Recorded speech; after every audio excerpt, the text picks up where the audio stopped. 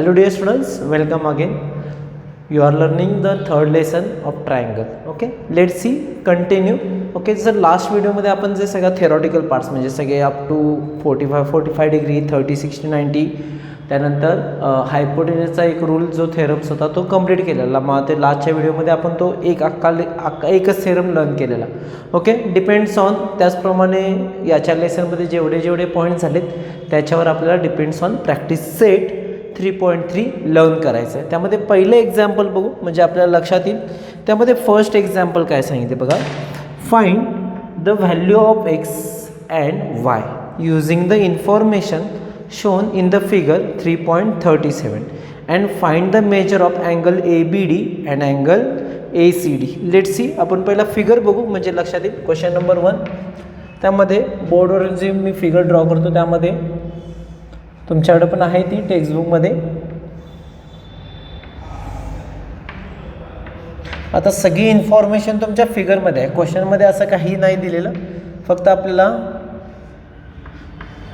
एक्सची value as well as या वायची value, इकडची ही 50 degree दिला आहे आणि हा 60 डिग्री दिला आहे. ओके, फर्स्ट इन्फॉर्मेशनमध्ये आपल्याला एक्स आणि वायची व्हॅल्यू फाइंड आउट करायची आहे. ओके, आता एक्सची व्हॅल्यू पहिला फाइंड आउट करून घेऊ. एकदम सिम्पल आहे. त्यामध्ये जर तुम्ही त्यासाठी आपल्याला ट्रायंगल ABC कन्सिडर करावं लागेल. म्हणजेच काय करावं लागेल बघा, इन ट्रायंगल ABC. ओके, आता ट्रायंगल ABCमध्ये मेन इन्फॉर्मेशन तुम्हाला जरी मेजरमेंट दिसत असेल तरी पण अजून एक इन्फॉर्मेशन दिली, ती म्हणजे AB आणि AC इक्वल आहे. ओके, म्हणजेच काय केले बघा, seg AB congruent seg AC. Okay, याच्या आधी जो आपण थेरम पाहिलेला आयसोस्केल triangle theorem, in a triangle if two sides are equal then its opposite angles are also equal or congruent म्हणलं तरी सफिशियंट आहे. ज्यामध्ये या दोन साइड्स इक्वल आहेत म्हणजेच त्याच्या अपोजिट अँगल पण काय येणार आहेत, इक्वल येणार. Therefore angle ABC is equal to angle ACB. Reason is must. Okay, that is isosceles triangle theorem. isosceles triangle theorem म्हणजेच अँगल ABC ची व्हॅल्यू आणि अँगल ACB ची व्हॅल्यू सेम आहे. मग अँगल ABC म्हणजेच काय बघा, x. Therefore x is equal to, okay, angle ACB ची व्हॅल्यू किती दिले, 50 degree. Okay, that is x is equal to 50 degree. This one is your equation number 1. असू दे, आपल्याला पुढं मागं यूज झाला तर झाला, अदरवाईज नाही. ओके, एक्सची व्हॅल्यू किती आली, 50 डिग्री. आता तशीच आपल्याला वायची व्हॅल्यू फाइंड आउट करण्यासाठी आपल्याला अजून एक इन्फॉर्मेशन इथं शो करायची राहिली बघा. या दोन साईड्स इक्वल आहेत. ट्रायंगल BCD मध्ये जर तुम्ही बघितलं असेल BD आणि DC इक्वल आहेत. म्हणजे याच पद्धतीनं आपल्याला या इथं जसं लिहिले तसंच आपल्याला इथे लिहावं लागेल. कोणत्या ट्रायंगलसाठी, in triangle BCD. Okay, so in triangle BCD comma seg BD congruent seg CD. Okay, seg BD congruent seg CD. So therefore आपल्याला हाच रूल यूज करायचा. देअरफॉर कोणकोणते दोन अँगल, हा आणि इकडचे दोन अँगल इक्वल येतील. म्हणजेच कोणते angle DBC. Therefore angle DBC is equal to angle BCD. पुढे रिझन तेच येणार, इथं जे आहे तेच लिहिणार. मी इथं शॉर्टमध्ये लिहितो, तुम्हाला हे पूर्ण लिहायचं. That is isosceles triangle theorem. मी शॉर्टमध्ये लिहिणार आहे आयसोस्केल्स ट्रायंगल थेरम. हे फक्त तुम्ही फुल लिहा, आयसोस्केल्स ट्रायंगल थेरम. ओके, पुन्हा खाली जागा राहते त्यामुळे मी इथं लिहिले. Okay, so angle DBC that is 60 degree. Therefore 60 degree is equal to angle BCD किती आहे बघा, that is XY. Okay, so आपल्याला दुसरी पण व्हॅल्यू मिळाली, एक्स आणि वायची मिळाली, काय प्रॉब्लेम नाही झाला. ओके, एक्सची व्हॅल्यू 50 डिग्री, वायची व्हॅल्यू 60. पण क्वेश्चन इथं संपत नाही. आपल्याला कोणता अजून अँगल ABDची value as well as angle ACDची व्हॅल्यू फाइंड आउट करायची आहे. सो अँगल ABDसाठी जाऊ. That is angle ABD is equal. Now angle ABD is form of two angles, that is angle ABC and angle CBD. Okay, CBD म्हणा किंवा DBC म्हणा, आपण इथं DBC म्हणलं आहे. सो थोडासा मी इथं चेंज करतो बघा, म्हणजे आपल्याला इथं काही चेंज नाही, म्हणजे फक्त नेम चेंज केले, उलटं वाचते. Okay, angle A B C plus angle C B D मिळून कोणता अँगल तयार होतो? Angle A B D. म्हणजेच काय होणार बघा इथं, that is angle A B C plus angle C B D. Okay, let see. Angle A B C that is X that is equal to 50 degree. Okay, so 50 degree plus angle C B D that is equal to 60 degree. Okay, so that is equal to 110 degree. Okay, इथं वाटल्यास तुम्ही reason लिहू शकता, from first and given. आता from first कोणासाठी? या 50 डिग्रीसाठी, आणि given कोणासाठी? 60 डिग्रीसाठी. जसं angle A B D find out केला आपल्याला, तसंच अँगल ए सी डी काढायचं आहे, काय वेगळं करायचं नाहीच आहे. Angle A C D. Okay, again angle A C D for of two angles, that is ABC and BCD, that is angle ACB plus angle BCD. Okay, if you want to write the reason, property of addition of angle, इतकं लिहिलं तरी चालेल. that is angle ACB that is 50 degree and angle BCD that is Y that is equal to 60 degree. Okay, again reason given and from second. Okay, that is equal to again 110 degree. Okay, we have to find out the four value of in equation number 1, that is value of x, value of y, angle ABD and angle ACD. Okay, clear hai? Let's see next example. The length of hypotenuse of a right angle triangle is 15. Okay, we have to take now question number 2. The length of hypotenuse of a right angle triangle is 15. Find the length of median of hypotenuse. आपल्याला काय दिले बघा, हायपोटेनसची length दिली आणि आपल्याला find out काय करायचे आहे, मीडियनच्या मीडियन हायपोटेनसच्या मीडियनची आपल्याला लेंथ फाइंड आउट करायचं आहे. सो लास्टच्या व्हिडिओमध्ये जो आपण बऱ्यापैकी अर्ध्या तासाचा जो व्हिडिओ होता त्यामध्ये जो थेरम प्रूव्ह केला होता, त्याच थेरमचे आपल्याला इथं यूज करायचं किंवा थेरम यूज करायचा आहे. त्याचं स्टेटमेंट पहिलं आपल्याला तिथं लिहावं लागेल. ओके, गिवनमध्ये काय दिले बघा, ॲन्सरच्या गिवनमध्ये काय दिले, length of hypotenuse. Okay, length of hypotenuse दिले, किती दिले बघा, दॅट इज 50. आणि फाइंड आउट काय करायचं आहे, length of median. Okay, of hypotenuse that is equal to question mark. Okay, so by the property of ते लिहिण्यापेक्षा आपण डायरेक्ट स्टेटमेंट लिहितो, जे त्या स्टेटमेंट जे आपण लास्ट टाइम जे पाहिलं तेच बघायचं. ते स्टेटमेंट काय येईल बघा, इन अ राईट अँगल. मग असं म्हणण्यापेक्षा, एवढं जास्त लांबड लावण्यापेक्षा एक थोडक्यात आपण शॉर्टमध्ये लिहू शकतो, the length of median. Okay, कारण की हायपोटेनस आला म्हणजे तो राईट अँगलच असणार आहे. ओके, अदरवाईज कुठल्या ट्रायंगलमध्ये आपण हायपोटेनस म्हणजेच रेग्युलर ट्रायंगलमध्ये हायपोटेनस म्हणत नाही. ओके, सो हायपोटेनस म्हणजेच right angle. So length of median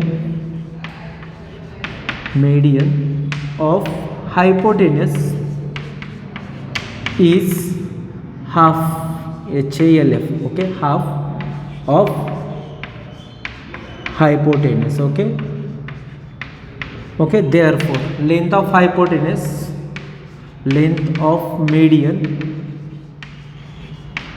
short मध्ये लिहितो, length of median. Okay, is equal to half of length of hypotenuse म्हणजेच किती आहे बघा, 50, that is equal to 7.5. Okay, किती येणार आहे आन्सर, 7.5. इथं युनिट नाही दिलेलं त्यामुळे ॲज इट इज राहील. देअरफोर फायनल आन्सर वाटल्यास तुम्ही लिहू शकता, therefore length of median of hypotenuse is equal to 7.5. जर तुम्हाला युनिट द्यायचं असेल तर फक्त युनिट म्हणू शकता, that is length of length of median of hypotenuse is equal to 7.5 unit. Okay, let's see next one. आता नेक्स्ट क्वेश्चन पण तसाच आहे, क्वेश्चन नंबर 2 वर डिपेंड आहे. Okay, let's see question number 3. काय दिलं बघा, मी रीड करतो मग त्यावर फिगर ड्रॉ करतो. In a triangle PQR angle Q is equal to 90 degree. Okay, in a triangle PQR angle Q is equal to 90 degree. Okay, let's see continue. Length P Q is equal to P Q is equal to 12. पुढे Q R is equal to 5. Q S is a median. Q पासून median म्हणजेच काय की Q S is a median. So find the length Q S. आपल्याला काय काढायचं आहे length Q S find out करायचं आहे. आता काय वेगळं आहे का बघा क्यू एस मीडियन आहे. मग मीडियनची लेंथ काढण्यासाठी तुम्हाला हायपोटेनसची लेंथ पाहिजे. इथं आपण लिहिले ना length of median is half of the hypotenuse. म्हणजेच आपल्या मीडियनची लेंथ फाइंड आउट करण्यासाठी हायपोटेनसची लेंथ पाहिजे पण ती लेंथ दिली नाही. मग त्याच्यासाठी आपल्याला या दोन व्हॅल्यू दिलेत. या दोन्ही व्हॅल्यूचा यूज करून आपण पी आर काढायचा. म्हणजेच in a right angle triangle if the measurement of two side is given then we have to use find out the third value that is length of third value. We use Pythagoras theorem. मग आपल्याला पहिला Pythagoras theorem use करून P आरची value find out करावं लागेल. So let's see ॲन्सरमध्ये काय होणार in triangle P Q R angle Q is equal to 90 degree. Okay therefore by Pythagoras theorem काय ना बघा Pythagoras theorem hypotenuse square that is P R square is equal to P Q square plus Q R square. Okay P Q square म्हणजेच काय होणार 12 square plus 5 square that is equal to 144 plus 25 that is equal to 169. that is PR square is equal to 169. so taking square root of both side PR is equal to 13. म्हणजेच PR ची value किती आली बघा 13. म्हणजे length of हायपोटेनसची value किती झाली 13. मग आता पुढचं एक्झाम्पल सॉल्व करण्यासाठी आपल्याला पुन्हा ॲज इट इज याच क्वेश्चनची हेल्प घ्यायची. ओके मग याच्यासाठी हे जे काय स्टेटमेंट आहे ते आपल्याला इथं कॉपी करावं लागेल परत. म्हणजे इथं लिहावं लागेल. सो कसं होणार मी शॉर्टमध्ये लिहितो the length of hypotenuse. Okay length of median. Okay length of median of hypotenuse of is half of the hypotenuse. Okay is half of the hypotenuse. Okay हे जे काय पूर्ण स्टेटमेंट आहे ते इथं ॲज इट इज कॉपी केलं. Okay इथं figure वगैरे काय नव्हती त्यामुळे आपण लेंथ ऑफ मीडियन लिहिलं. पण इथं काय आपल्याकडे नेम आहे देअरफॉर काय होणार बघा Q S is equal to half of hypotenuse म्हणजेच काय येणार P R. Okay half of P R that is half of P आरची value that is 13 and final 6.5. Okay therefore length of Q S is equal to 6.5. एकदम simple पद्धतीनं question number 2 आणि question number 3 same आहे. फक्त तुम्हाला question number 2 मध्ये hypotenuse already दिलेला. या एक्झाम्पलमध्ये तुम्हाला विथ फिगर रिमेनिंग 2 साईड्स दिल्या. मग पहिला आपण काय काम केलं हायपोटेनस ड्रॉ केला फाइंड आउट केला. त्यानंतर या बाकीच्या सगळ्या steps wise same as it is formula use करून length of median of hypotenuse is half of the hypotenuse.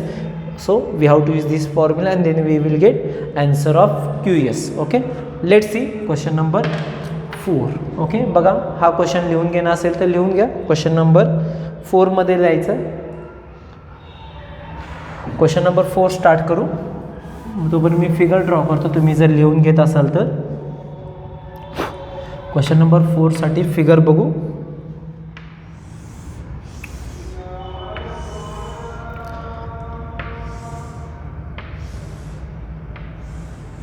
Okay, G is a centroid, then P, Q and R, and this one is your T.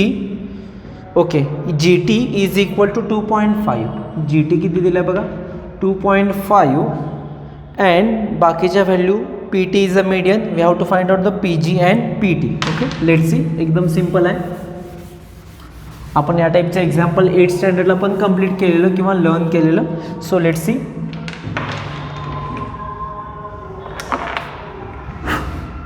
यामध्ये जर तुम्ही बघितलं असेल तर जी main information दिले ती P T is a median. Okay P T is median and G is the centroid. आणि आपल्याला फाइंड आउट करायचं आहे P G and P T. ज्यावेळी तुम्हाला पी जी मिळेल ते ऑटोमॅटिकली पी टीची व्हॅल्यू काढणं एकदम सिम्पल आहे.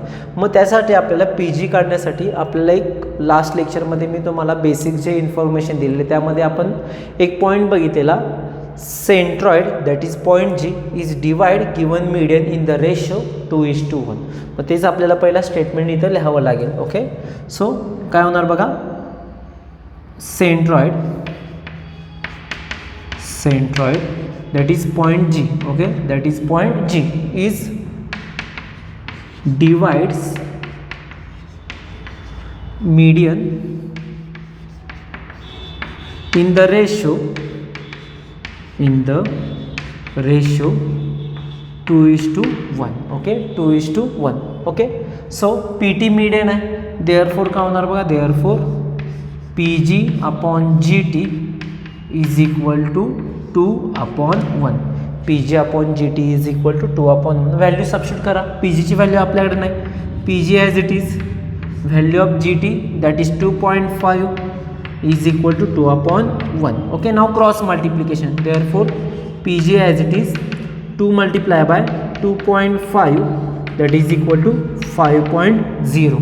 okay, so PG ची व्हॅल्यू आपल्याला मिळाली 5.0 किंवा 5. आता आपल्याला काढायचे PT ची व्हॅल्यू, एकदम सिंपल आहे. PT is equal to, PT कोणकोणत्या दोन सेगमेंटपासून मला आहे, PT is form of two segment that is PG and GT, that is PT is equal to PG plus GT. So PG that is 5 plus 2.5 and final addition 7.5. So we get value of PT as well as PG.